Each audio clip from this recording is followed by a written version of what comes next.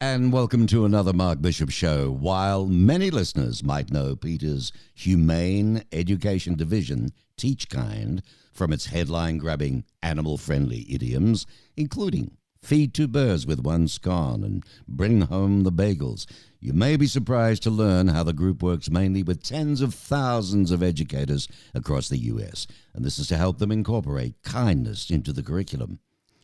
Lisbet Chiriboga is the program manager of TeachKind at PETA, and she's with me to discuss more about these accomplishments, the groundbreaking research showing that students thrive academically when compassion for animals is the curriculum, and how TeachKind's lessons help students reject all forms of violence and bullying. Wow, isn't that good? Welcome, Lisbet. Hello, it's great to be here. What is TeachKind, and how did it come to be at PETA? Well, yes. So, Mark, as you mentioned, TeachKind is the Humane Education Division at PETA.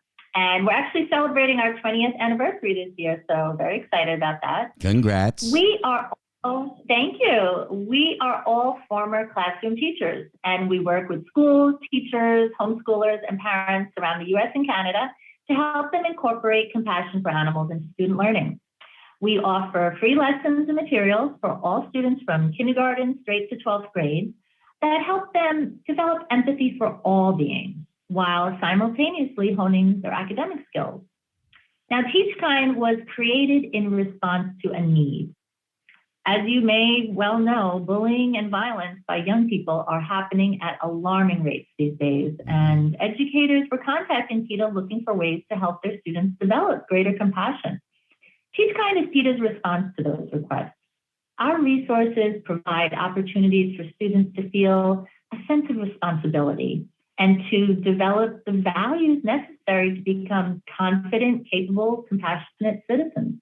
Well, Lisbet, well-being kind to animals is a goal in and of itself, but as the saying goes, teaching a child not to step on a caterpillar is as valuable to the child as it is to the caterpillar. And these days, as you say, it is concerning rising violence, bullying in schools. I guess empathy lessons can pay off now, but for years to come as well. So can you tell us about any, specific resources TeachKind offers? Absolutely, happy to. We could start by highlighting our empathy building program for the elementary level, which is called Share the World, which shows children that the golden rule of treating others the way you wish to be treated applies to all living beings, not just humans. And then we have our social justice themed curriculum for the secondary level, which is called Challenging Assumptions, which empowers young people to challenge societal norms and really inspires them to have empathy for others, regardless of species, race, gender, sexual identity. And they both these programs include thought-provoking lessons, inspiring videos, and they're also available digitally at teachkind.org. Well, this one's got me. How does teaching children about helping animals motivate them academically? Oh, yes, very excited to talk about this. I was a teacher in New York for 12 years before I came to work at PETA about 5 years ago. So I've seen firsthand how incorporating compassion for animals into the curriculum can help students academically. And now, groundbreaking research has been done to show how it also boosts reading comprehension. TeachKind's rescue story texts were used in a study with 200 middle schoolers by a teacher in New Jersey. And it found that students who read the animal rescue stories performed significantly better on Common Core line questions. So it's not just reading about animals, but reading about how to help them that really makes the difference. And at teachkind.org, we offer rescue stories for all grade levels from K to 12, along with additional support materials, all for free. And that's www.teachkind.org, right? Yes, www.teachkind.org. Interesting. All sorts of rescue stories. That would be interesting to look at. So, does this? Do you think it also improves social interaction with children? Absolutely. When children learn kindness to animals, they take a key step toward rejecting all forms of violence and bullying. And this is more important now than ever, considering all the challenges students have faced during the pandemic, which are now being manifested with increased antisocial behaviors in schools around the country. Just this past January, Mark, there was a case where a high school student in Ohio allegedly hit a dog with his car, took the dog's decapitated head, placed it on a guardrail, then posted it on social media. Oh, dear, now, dear. many of the school districts, yes, horrifying. Many of the school districts surrounding where this incident took place saw that the whole community had been affected and were eager to work with TeachKind to incorporate empathy for animals into school programming to prevent future tragedies. And we continue to support those districts with free resources. But sadly, Mark, this latest case of cruelty to animals is not an isolated incident. TeachKind regularly hears about these reports, and frankly, in the past few months, it's been on almost a weekly basis that we hear multiple reports per week from around the country. So we created a website to call attention to this disturbing trend. It's called kidshurtinganimals.peta.org.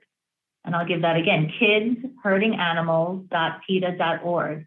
You can go to this website and there's a map of the US and Canada.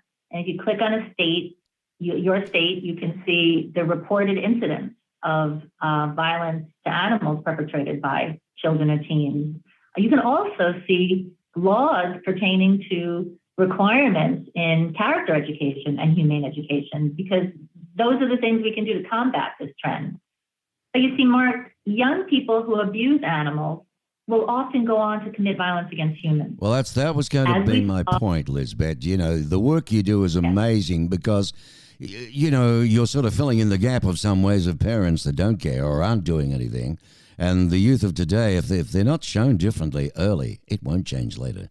Absolutely. You know, we've seen the reporting, you know, the Parkland, Florida shooter posted about killing animals on social media before, you know, the incident. And similar reports have surfaced about the 2021 Oxford, Michigan school shooter torturing animals.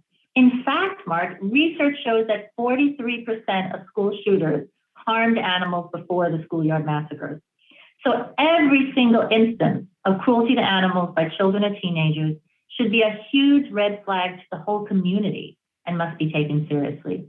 We urgently need to help young people find things to care about, which will then empower them to take compassionate action to help the world and not hurt others.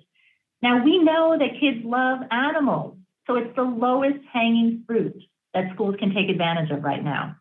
Incorporating compassion for animals into the curriculum is easy and will not take away from instructional time. In fact, it will actually enhance it.